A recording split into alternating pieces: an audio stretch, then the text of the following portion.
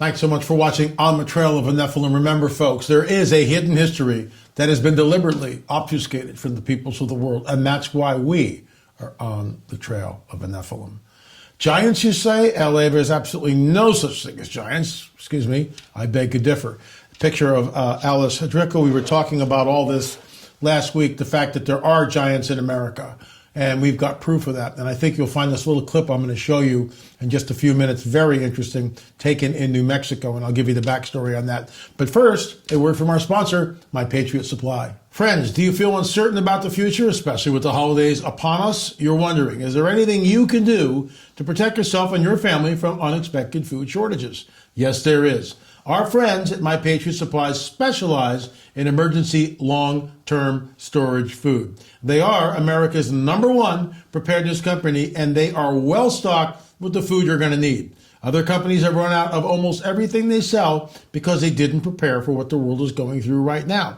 But My Patriot Supply walks the walk. You can trust this company. Folks, look, I've got canisters here in California. We've got 6 of them back in Oklahoma. So I've already done it. And right now you can save $100 with their 3-month emergency food kit. This kit has enough food to get you through the difficult times ahead, but don't wait, you might miss out. Go to preparewithla.com and save $100 on your 3-month food kit. That's preparewithla.com, and to avoid holiday shipping delays. We all know how that goes. Act now. So go to preparewithla.com. Folks, thanks for coming here and watching On the Trail of a Nephilim in our daily UFO report. If you're looking for politics, prophecy, and the supernatural report uncensored, please go to Roku, Rumble, or Bitchute. You can find it there. And I do 2 shows, one pp&s report uncensored, and of course here, On the Trail of a Nephilim and UFO report. So this is Alice Hardrecka, and I know I'm butchering the last name, please forgive me. But the bottom line is, this guy set the precedent for what continues into modernity. There are no giants, there are no giant skeletons, nothing to see here, keep moving on. So I'm going to read this quote again because I know there's new people coming here, and thank you for doing this. During his tenure at the Smithsonian, Hardrecka seized the opportunity to mold the path of anthropology as he saw fit. No one today knows how or why he was motivated to act the way he did, although national political skullduggery is suspect. The geologist Kirk Bryan once advised his students that during the reign of Hardrecka, if you ever find evidence of human life in a context which is ancient, bury it carefully, but do not forget about it. Hardrecka stood in the way of all fieldwork speculating an older timeline for people in North America. It's just unbelievable. And this is science. So I want to get into this. We kind of talked about some of these reports. I'll pick it up here. The Vancouver Sun, August 18, 1922. The Department of Agriculture yesterday received from an agent on Tuburan Island, Gulf of California, the skeleton of a primitive man more than 10 feet tall. It was found a few days ago. Other bones of similar size have been encountered. So let me get this straight. They're trying to sell papers according to modern day archaeologists, right? Really? So they got this little blurb like this and that's it? No pictures? So yeah, I'm going to go out and buy that paper because it's got that nonsense. They're just reporting what they're seeing. 1922, because that's how things kind of worked back then. And they still kind of work in some ways today, which is why we're able to report on things. Look, folks, there is a hidden history. There's no doubt about it. Check this one out. The oil city in Pennsylvania, Simmet, is responsible for the following. While William Thompson assisted Robert R. Smith was engaged in making an excavation near the house of the former, about a half a mile north of West Hickory, preparatory to erecting a derrick, they exhumed an enormous helmet of iron, which was corroded with rust. Further digging brought to light a sword which measured 9 feet in length. Curiosity incited him to enlarge the hole, and after a little time he discovered the bones of 2 enormous feet. Following up the lead they had so unexpectedly struck, in a few hours' time they unearthed a well-preserved skeleton of an enormous giant belonging to a species of the human family which probably inhabited this in other parts of the world at the time of which the Bible speaks, when it says, and there were giants in those days. Somebody actually knows their Bible and gets it right. The helmet is said to be in the shape of those found among the ruins of Nineveh. The bones of the skeleton are remarkably white. The teeth are also in all their places, and all of them are double rows of teeth and of extraordinary size. These relics have been taken to Tionesta. You know, what happened to them? What happened to them? Don't you want to know? Are you kidding me? But it's just like the end of Raiders of the Lost Ark, where they take the ark, they put it in the box, and you see this guy, and he's pushing it down the aisle, and then he makes a left turn with all these other boxes, and you're never going to see it again. Let's continue. These relics have been taken to Tionesta, where they are visited by large numbers of people daily. Maybe somebody, because it's 1887, they did have cameras. Maybe somebody's got a picture of that thing somewhere. Unbelievable. When this giant tip was in the flesh, he must have stood 18 feet in his stockings. These remarkable relics will be forwarded to New York, never seen again, early next week. The joints of a skeleton are now being glued together. These remains were found about 12 feet below the surface of a mound, which had been thrown up probably centuries ago, and which was not more than 3 feet above the level of the ground around it. It's just unbelievable. So who do we believe? There are no giants, or do we believe stories like this? So one more. This is interesting. This is a clip from 2013, and I'll give you the backstory.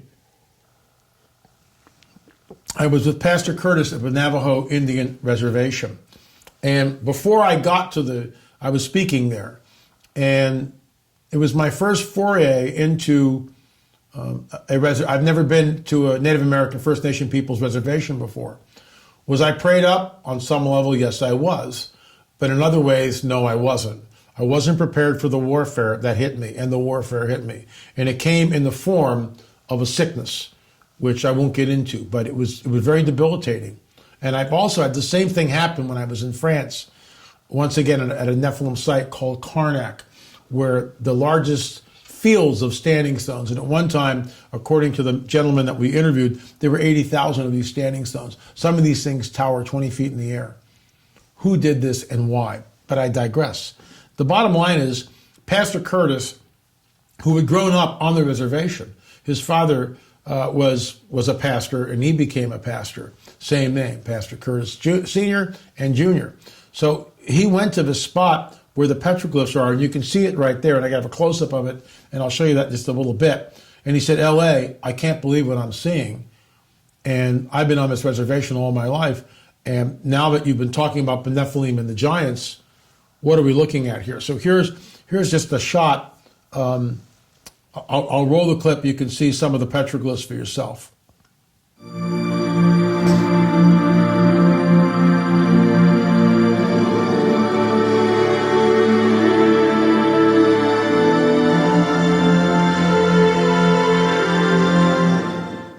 So it's a quick clip, and what's great about this is on my iPhone every day there's like a little movie that it creates, and because I have like many of you, I've got 10,000, 20,000 pictures, whatever, and it's impossible to find things sometimes. So it does this, and it picked this one up, and let me just show this. I'm going to move it a little bit here, move it down. Okay.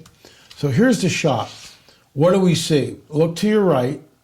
We see a Native American holding what appears to be either a bow or a spear, and it looks more like a spear to me because it's up like this, right?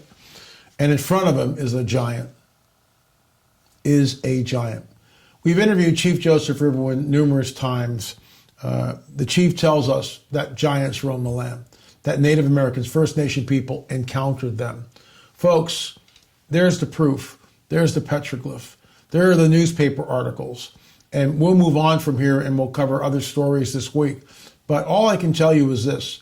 There is a hidden history that has been deliberately obfuscated from the peoples of the world. This is why we are on the trail of a Nephilim. There were giants on the earth in those days and also afterwards, when the sons of God saw the daughters of men and took wives and had children by them. These were the great men of renown. They were here, folks. They were here in the Americas. And yet, all that's been swept under the rug. Moving right along, if you want to see more, please consider going to streaming.lamarzulli.net, streaming.lamarzulli.net, and avail yourself of all 7 of the films on the trail of a Nephilim. And I can't wait. The house is about 2 weeks before we get occupancy here. And once that happens, guess what? Christmas and New Year's and the holidays and the whole deal, and I understand that, but I will be back at my edit booth, which actually is, I'm almost touching the edit booth here because the camera only sees this. The edit booth is less than 5 feet away.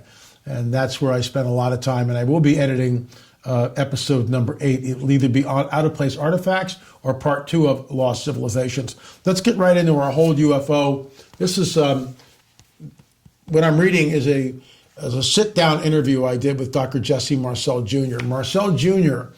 was about 12 to 13 years old at the time. His father, Marcel Sr., who was the intelligence officer of the 509th Bombing Group in Roswell, New Mexico. 509 was the only bombing group on the planet that had nuclear weapons. And there were UFOs that crashed in Roswell. Marcel Sr. knew all about weather balloons. So to think that he would somehow mistake the wreckage in Mac Brazel's field, where Marcel traveled to, and then put some of it in a box and bring it home and wake up his wife and son in the wee hours of the morning to show them a weather balloon? Nonsense. So let's pick up the story. What was the memory metal like? I did not try to bend or tear the metal, but just felt it, so I did not witness the metal unfolding, etc. L.A. What did your father say to you that night? Marcel, Dr. Marcel. I remember him saying words like, "These are parts of a flying saucer," or something along that line. My next question, when did the story change? After my father returned from Fort Worth, he was firm in his instructions never to talk about this again. Treat it like it never happened. I think it was at Fort Worth where the cover-up was started that he was pressured into saying that this never happened. My next question, how did your mother react to it? She was pretty closed-mouthed about this, never really talking about it. Next question, when did he go public? When did your father go public with the story? This is where it gets really interesting, folks. In 1978 or 79, Stan Friedman, who was given a heads up about the Roswell story from a fellow radio amateur friend my dad had, who apparently was told about the Roswell debris during a ham radio conversation with my dad, interviewed him.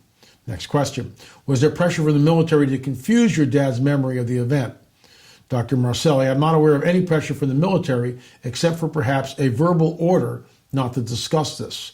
Next question. Have you ever been pressured to back off of the story? Dr. Marcel, no. Next question. What do you think the Roswell event was? Dr. Marcel, I think that it was as advertised, the downing of a probe that came from another civilization. Whether it was crude or not, I do not know. Next question.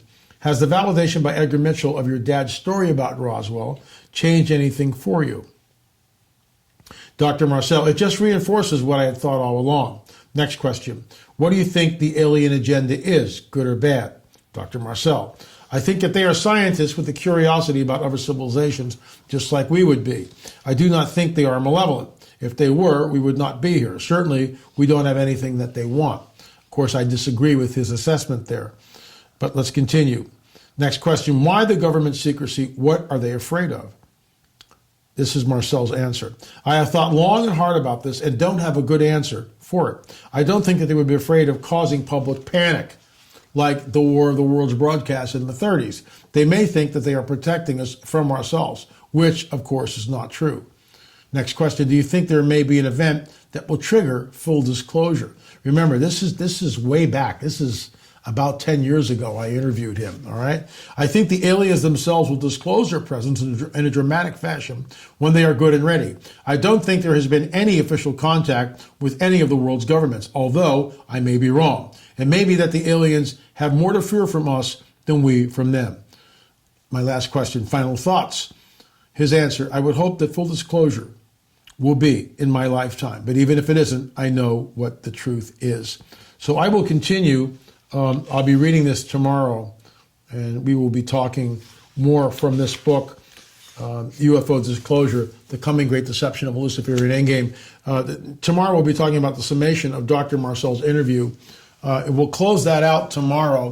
Wednesday, I'm going to read an email that came in, very disturbing, from a man who was basically raped by some sort of hybrid entity. And you'll hear that testimony. I'm trying to see if this man will come on the record, and I understand his reluctance and reticence to do so. But if you've got stories, if you've got footage, good footage, please send it to me at la@lamarzulli.net, la@lamarzulli.net. Here's the rub, folks. If you take your camera or your cell phone and you point it at the moon or the sun, you're going to get what's called a lens flare. So you won't see a little blue dot or a white ball, but when you look at your film, when you're looking at it later, and you go, oh, look at this picture, it's got a blue orb, that's a lens flare. So if you have a picture of that, when you're pointing the camera into the sun, you're going to get a lens flare. That's what it is. I'm telling you that now because I get 2 or 3 of those a day. Oh, I saw this blue orb, it's unbelievable. No, it's a lens flare. We have a free film right here on YouTube. It's called Disclosure, The Coming Great Deception of a Luciferian Endgame. It's free. I would ask that you watch it because it's a game changer. Right now we're in this kind of no man's land. Our government has declared that UAPs, unidentified aerial phenomena, are real, that UFOs are real. What are you to make of that? How do you deal with that as a Christian? Well, this is the coming great deception. It is like the days of Noah. It's just like the days of Noah. Do not be deceived. Jesus tells us that over and over again. Let no man deceive you. Many will come in my name saying, I am the Christ. Men will faint from fear for what is coming upon the earth. This is it. We're in a window of time where we're going to see it. Maybe we go up. Who knows? But this will cause the great falling away, the apostasy. We'll see what happens. That's why we watch here. Anyway, folks, that's all the time I have for. Thanks so much for watching On the Trail of a Nephilim, and of course, our daily UFO update. Remember, we'll see you on the air or in the air. Thanks so much for watching.